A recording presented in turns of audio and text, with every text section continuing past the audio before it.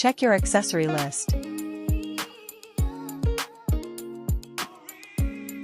Let's learn about the printer.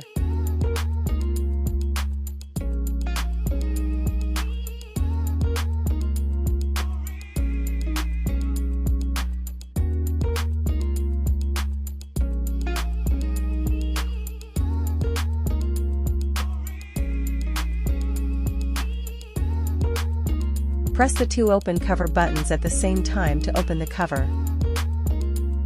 Remove the protective paper along with the arrow direction.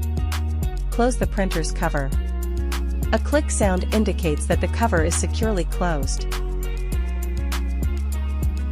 Press and hold the power button for 3 seconds to turn on the printer.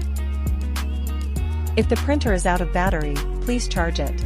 Please use the original USB cable, used for charging and transmitting data. This side is facing upwards. Insert the paper into the paper guide slot. Place the paper in the center. Insert paper into the printer paper entry slot until the printer automatically pull it in.